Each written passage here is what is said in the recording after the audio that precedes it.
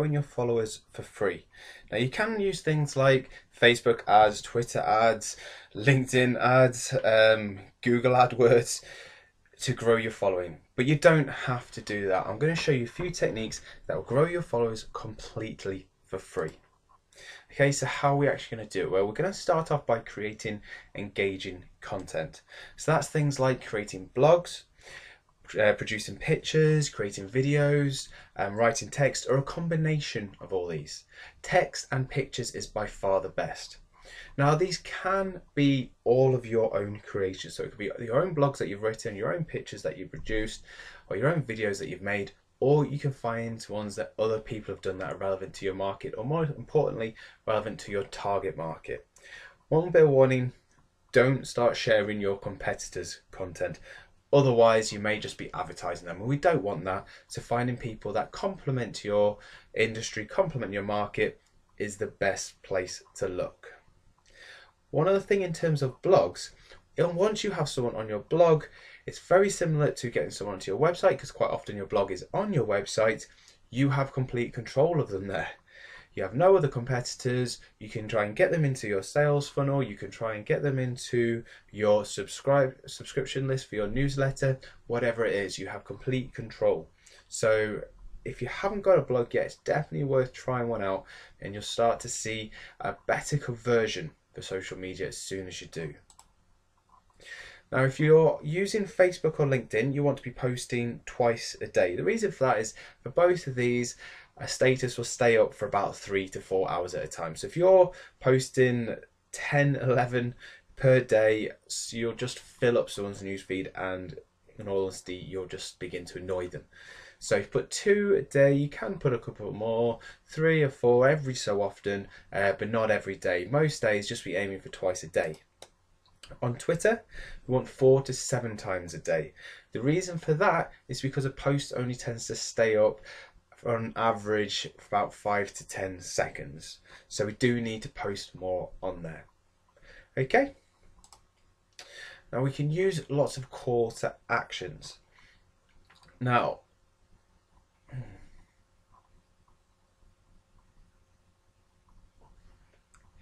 by creating the content that's very engaging, it means that people will retweet it or like it, share it, comment on it. It means that people will engage with you. And when that happens, their followers, their friends will be able to see your content. So if you've put some content that is worth value, when someone sees it, then we see you as an account that they want to follow, because they're going to gain some value from you in the future. That hasn't cost a penny. All we're doing is creating content that people want to get engaged with, they want to like, they want to share. We can also use call to actions. Now, don't see this enough, but call to actions are things like asking for likes, asking for comments, and asking for shares. Now, if I told you that you'll actually get 3 times more likes if you ask for it, will that prompt you to do it? How about if you get 5 times more comments if you ask for a comment, or 7 times more shares if you ask for a share? Very simple. You don't want to be doing it on every single status, but every so often putting it up there, especially when you're starting up your social media accounts, it's a great way of getting followers and actually getting your account in front of lots of people organically and completely for free. Another technique are influencers. Now, if you've not heard of an influencer before, they are essential when we use social media. Now, influencer are other companies, individuals, or accounts with great credibility and reach who share the same target market as you. So that's the most important bit, is the fact that they are other companies, individual accounts that have credibility and reach in the same target market. I'm going to go through these in slightly more detail for you, just so we can make sure we pick on the key aspects. The first is credibility. So if we have a social media account that we've found that is well known within your target market or within your actual market itself, then it will be well respected. That's exactly what we want to be getting involved with. They're the people that we want to use as an influencer. Now I'll explain how we use them in just a moment. This is just what we're looking for. So we're looking for someone that's got good credibility, well known within the industry. want to have a strong reach. So I can't really put a number on this, but let's say they want to have at least a few thousand, could be tens of thousands, could be 100,000, could be millions, depends what the market is, it depends how strong of an influence you have got. But in essence, they want to have a good, large following.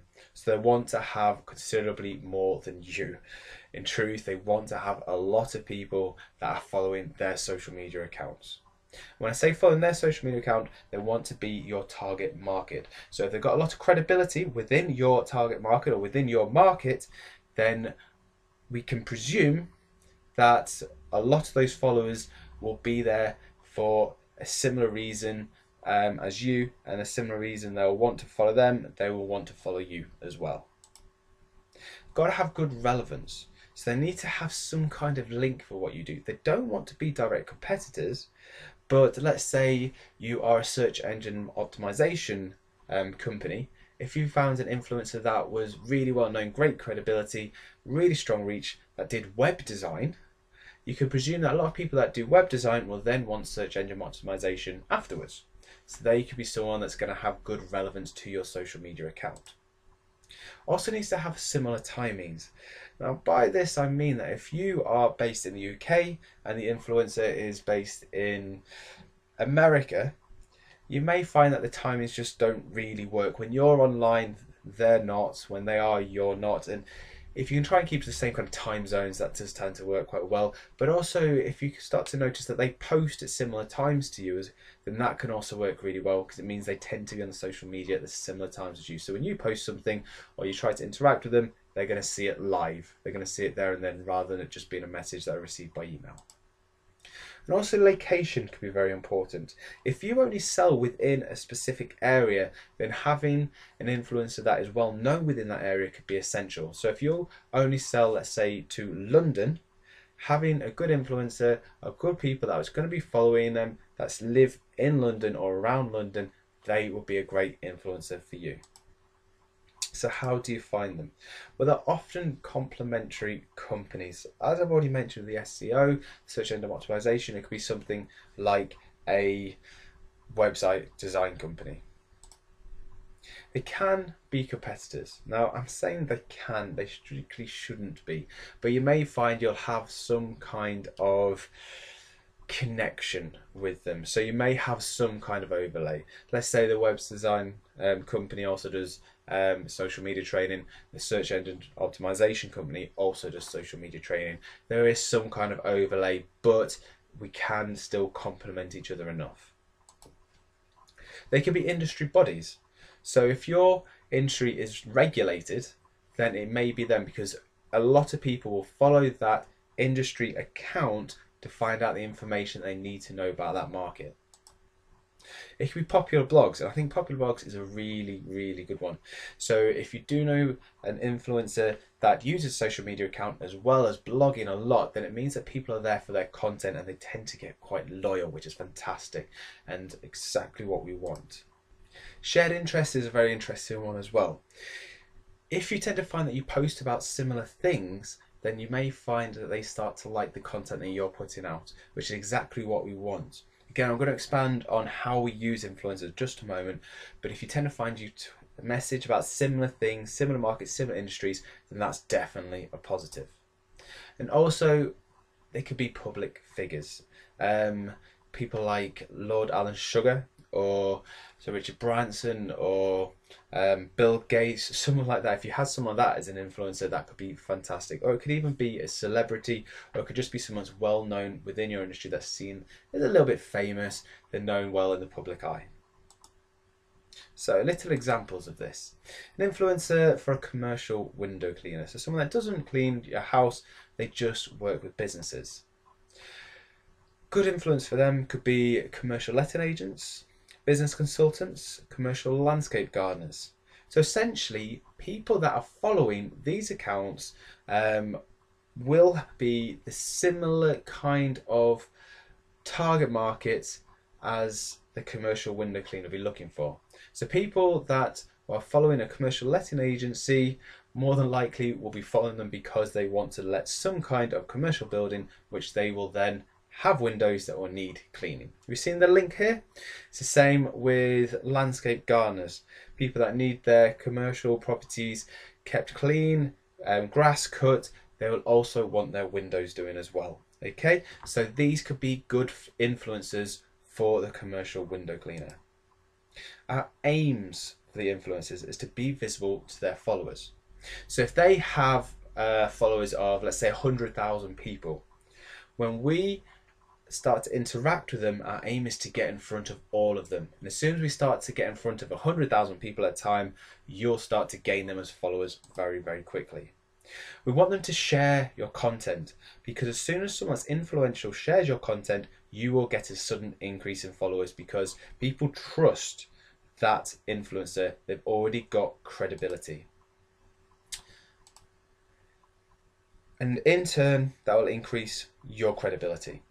Okay, so if they are sharing your content, instantly people see you as a credible social media account that knows what you're talking about, and you'll be jumped up to being almost an expert in your field. Okay, and that's, I'm not saying that you're not an expert, but I'm saying that's the perception.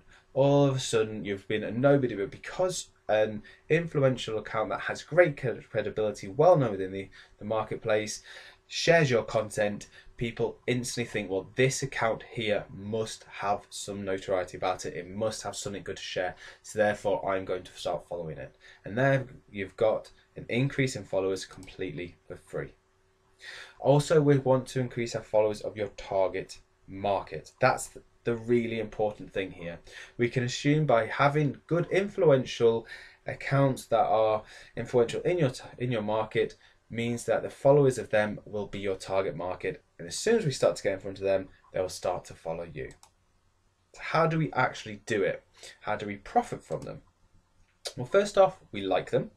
As soon as we do that, they'll get a notification of that, and they'll see your social media account for the very first time. We want to start commenting on their statuses every, I say 2 or 3 times a week. Can be a few more, but don't go overboard. You don't want to be 10, 20, so you're just going to scare them off.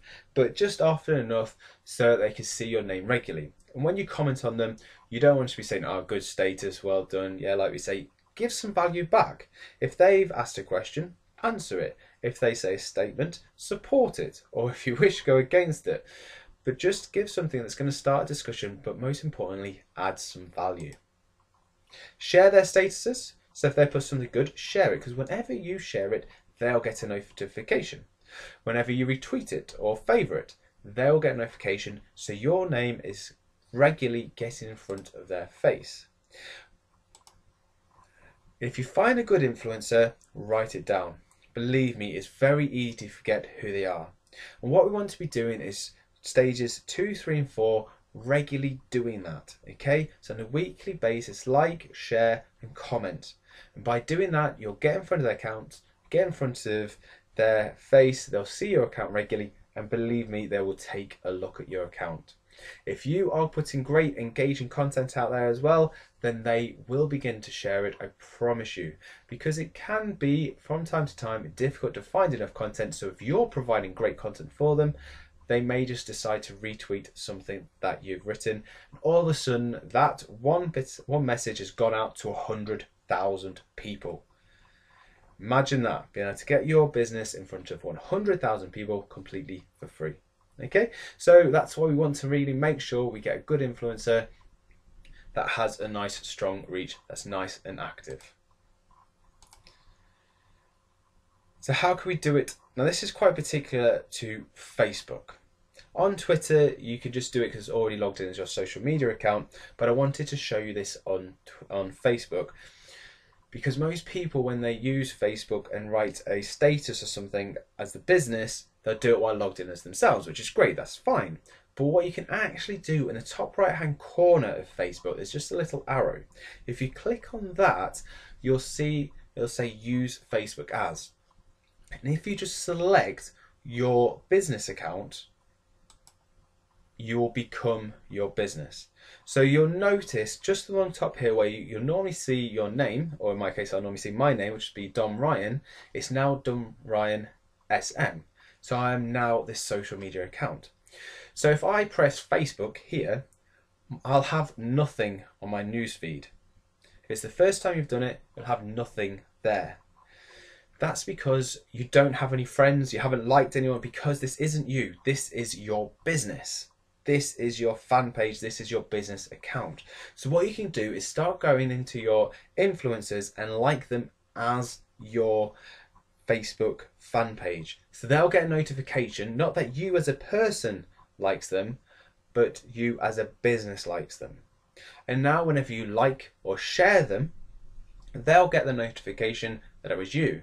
But most importantly, when you comment on their statuses, let's say again, you found an influencer that has 100,000 followers, when you comment on it, it will be left as your business. So rather than just being as me as a person, when I post on their status, it will be as Dom Ryan social media. And if someone hovers over it, and because I've written something of good value, I've given some addition to the conversation, I've given something to support it, maybe some good facts or maybe a good link that'd be useful. Someone's thought, oh, that's good. They've gone on top of my name to see who I am and seen that it's a Facebook account, and they come through and want to find out more about me. They like me, and all of a sudden I've got a new Facebook follower and it hasn't cost me a penny. Okay, great trick. Try it out and you'll start to get followers very quickly like this. If you found this video useful, please hit that like button, share it any way you'd like, just so other people can get this information too. And if you have any questions, just put it in the comment section. I'll get back to you as soon as I can. And also remember to subscribe to my channel so when more videos come out, you'll get notified and you're always getting the latest hints and tips about social media and digital marketing.